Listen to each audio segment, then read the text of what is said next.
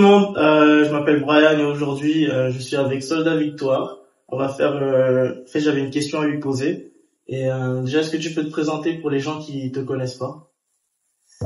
Alors, moi c'est Soldat Victoire. J'ai créé un groupe de prière qui s'appelle les Soldats de Dieu et à l'intérieur duquel chaque membre a un nom biblique. Parce que quand Jésus a croisé Simon, qui veut dire tige, c'est-à-dire que chaque fois que le vent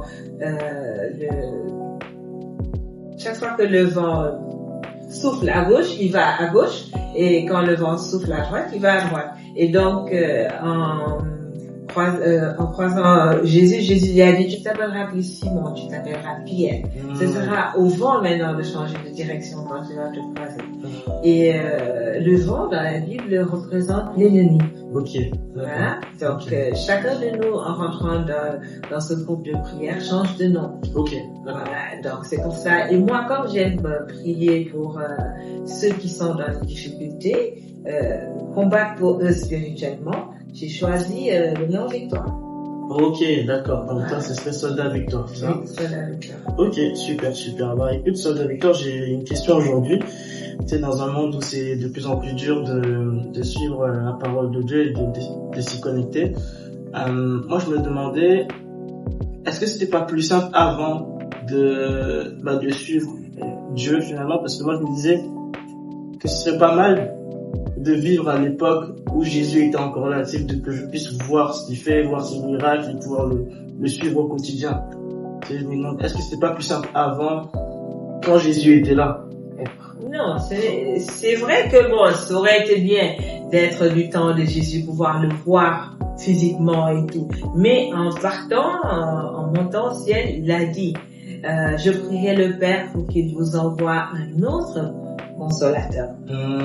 Alors, en grec, cet autre consolateur, on l'appelle allos parakletos. D'accord. Qui veut dire quelqu'un qui est exactement comme Jésus et qui vient parmi nous pour faire exactement le même travail que Jésus. Donc il est là parmi nous, il vit en chacun de nous et il nous console, il nous apporte la présence de Dieu comme Jésus, il nous parle comme Jésus et il nous accompagne partout comme Jésus, il nous guide, il nous enseigne la parole. Maintenant, la difficulté est de suivre Jésus à travers la parole de Dieu, demeurer connecté au Saint-Esprit, pouvoir bénéficier de cela. Ok. Du coup, pour reprendre tes mots, effectivement, je pense que le plus dur, c'est vraiment de suivre Jésus. Et pour tous les jeunes qui nous regardent aujourd'hui, comment est-ce qu'on peut vivre et méditer la parole, être connecté à la parole de Dieu dans le monde actuel, en étant jeune finalement? Oui, c'est pas facile d'être jeune et de pouvoir rester connecté à la parole de Dieu, mais il y a beaucoup d'avantages à rester connecté à la parole de Dieu. Tu perds moins de temps en restant connecté à la parole de Dieu parce que ça t'évite de faire beaucoup d'erreurs. En lisant et méditant la parole tous les jours, cela te permet d'avoir la grâce de pouvoir la mettre en pratique.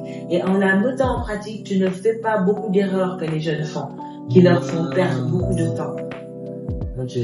C'est des exemples d'erreurs que les jeunes font souvent, qui les déconnectent de la parole de Dieu, par exemple?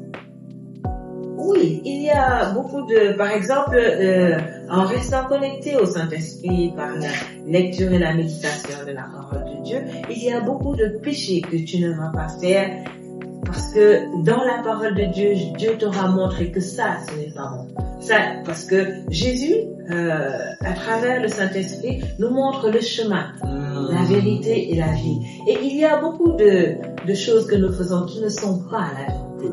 Mais quand tu viens, que tu trouves tes parents dedans, toi-même tu penses que c'est le chemin. Alors c'est pas le chemin. Mais en lisant la parole de Dieu, tu te rends compte que moi là où j'étais, ce n'est pas là le chemin, c'est ici le chemin. Par exemple, vivre dans l'amour. Vivre dans l'amour, aimer les autres, même si ils ne sont pas ils ne sont pas à tes yeux des gens bien, parce que Jésus nous dit, aimez même vos ennemis. D'accord? Priez pour vos ennemis, priez pour ceux qui vous font du mal. Ça, ce n'est pas évident. Tu auras peut-être un parent qui va te dire, non, celui-là, il nous aime pas, alors donc on lui fait la guerre. Ce n'est pas le chemin. D'accord?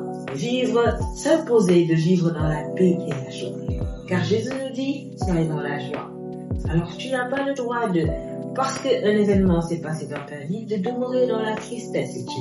D'accord? En disant la parole de Dieu, tu développes ce fruit qui est la paix, ce fruit qui est la joie, et quelles que soient les difficultés, tu t'accroches au Saint-Esprit qui est ton berger en fait. Et ça t'évite de faire beaucoup d'erreurs que beaucoup de jeunes font, de déprimer, d'être dans la dépression, de se retrouver dans des prisons où ils rentrent eux-mêmes en fait. Voilà, qui est dans l'alcool, la prostitution, mais parce qu'ils sont perdus en fait. Mais quand tu es connecté au Saint-Esprit, il est ton berger et tu ne peux pas te perdre dans ce monde. Au contraire, tu es une lumière qui éclaire les autres, et les autres copient sur toi. Voilà. Et en demeurant en lumière, tu es quelqu'un qui participe au projet de Jésus-Christ, qui est de faire des disciples. Amen. Ok. Je pense que ça clôture un peu mes questions. Je vais en noter pour la prochaine fois. Est-ce que tu peux finir par une prière pour toutes les personnes et tous les jeunes qui regardent la vidéo? Oui, nous allons prier. Père éternel, je te remercie de ce moment que nous venons de partager. Je veux te louer, te bénir et te rendre toute la gloire.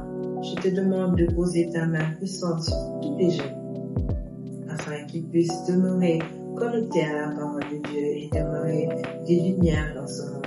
Être des lumières dans ce monde. Au nom de Jésus-Christ. Amen. Merci beaucoup, Sœur Victoire. Merci à toi. À la prochaine. Au revoir.